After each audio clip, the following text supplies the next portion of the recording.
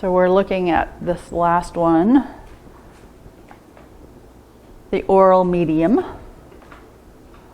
which means when someone is primarily an oral communicator and then they just hear story. So it's kind of like, this is very literal. This is very high end studying oral communicators.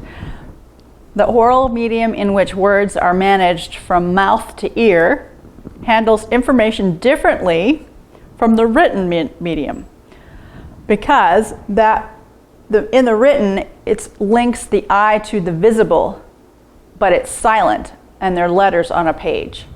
Okay? So an oral communicator, it's like they hear what they hear, and it goes in differently to the brain than what a written reading something, because you're actually including a visual part of it, that it's an abstract because they're letters, and so that goes in. So it's like, that's what the study is showing, that they're actually different. So it's like, and I would say we are always morphing in the way that we learn. I think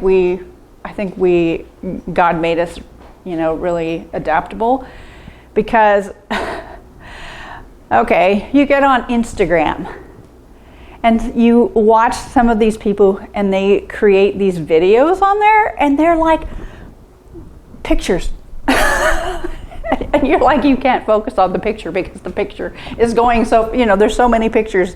And I'm like, how are they doing that? And it's like, they're actually training their brain to pick up information much more quickly than I do, because I am not used to it. And in fact, when they start doing that, I just flip it because I don't want to look at it. I don't like it. I don't want to actually, it's like, it kind of makes my brain a little crazy, probably because of the Lyme, but anyway. So interesting. I just think that it would be interesting to learn or kind of study or talk to God about how people learn and how He made us learning. It would be fascinating. I think it would be really cool. But anyway. All right, speech is an activity that invites participation. Dialogue is imperative for storytellers. So, yeah.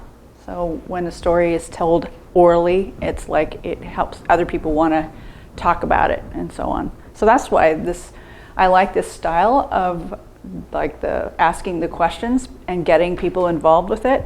It's a little bit different from just giving a story. It's actually getting people involved in it. And then stories and narratives were the primary formats used to house and communicate the gospel from the beginning, like from Jesus' time. So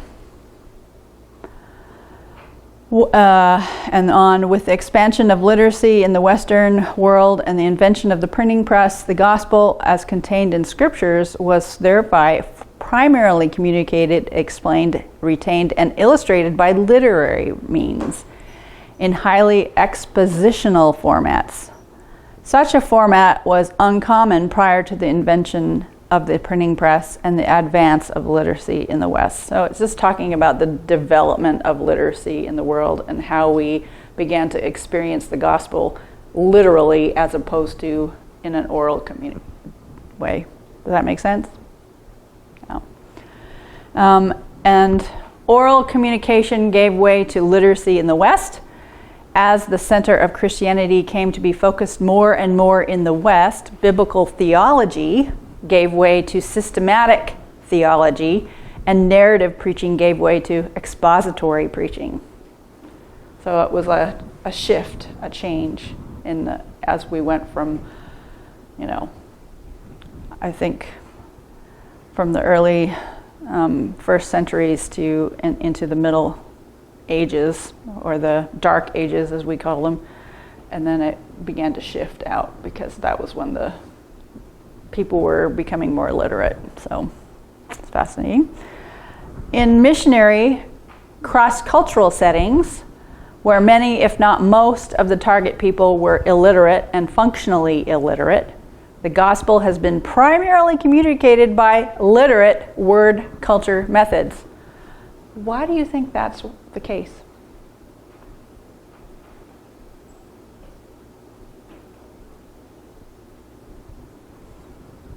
The missionaries have gone to these more oral communicators, and they're actually giving the gospel in a more literary way. How come? They didn't know the other language. Or method. Method. Okay. They didn't know the other. How come they didn't know the other way? Because it was not their... It wasn't their way.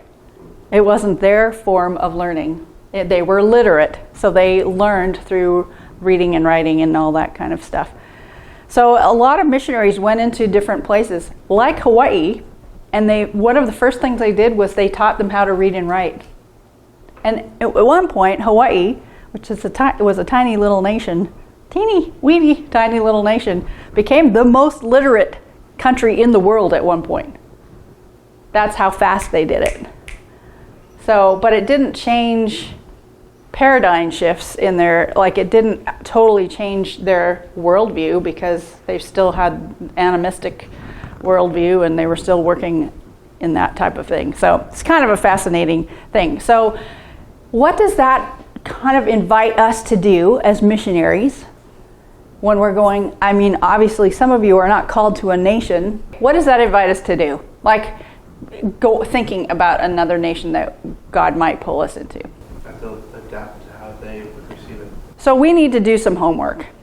We need to find out what their culture, how their culture is, you know, and not just their culture, but the subcultures, the little cultures that are there, and how they actually learn and adapt. I love Paul saying, I'm going to become all things to all people so that some may know him. This is where I love that verse, because that's basically what we're trying to do too. And that's good missiology. That's good, you know, being a missionary. It's like, okay, let's do our homework. What's going on over there? And what's their mindset, and so on. So I'm all over that. All right. There's 2 quotes. So these are both from Africa. Most of the information I got was from somebody that's done more missions work in Africa. So, with the death of every old man in Africa, a library disappears. So what's that mean? Their knowledge is passed down orally. Orally, yeah. The stories, or like the knowledge dies with the man. Yeah, exactly. Crazy. If men learn writing, so this is something that almost like a proverb there, but if men learn writing, it will plant forgetfulness in their souls. What you have discovered is a recipe not for memory, but for reminder. So that's how they looked at literacy. It was like, you're not learning the stories, you're learning how to read and write, but you're actually not helping us. So what does that, how do we, this is like a big, huge question, but what does that help us be aware of when we're going into places that are more oral?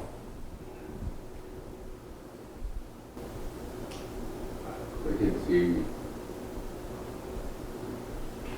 literacy as a threat almost. Mm-hmm. They can see literacy as a threat, yeah, right. So we need to be careful of how we come in. Yeah. Not belittle the way of life. Mm-hmm. Yeah. And what we actually take for granted because we don't even think about it, but it is a value of ours, because here we are in class continuing to learn. Right?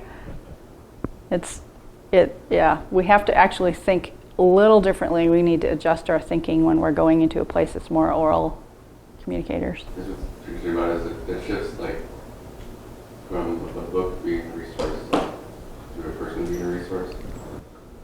That's cool. I love that. That's cool. That's really cool. So, a question I have with this is, it's like the whole study of people being able to remember better after writing. Is that because they've been raised in a literate culture? And so that concept wouldn't pass orally, it wouldn't having people write it down wouldn't actually help them remember versus it would help me remember. Right. So how would they remember? probably repetition, hearing it over and over. Right, and actually having them say it over. So, like, I was a part of a Bible study for oral communicators. It wasn't oral communicators, but we were trying to learn about it. And one of the things they did was they would say a Bible story or a part of a Bible story, and then the next person would say that, the next person would say that, and the next person would say that. And then we'd just go around until everybody got it. And it was so repetitive and boring in our literary thinking, because it's like, well, just write it down. And so it's like the repetition is huge. So, yeah. Good.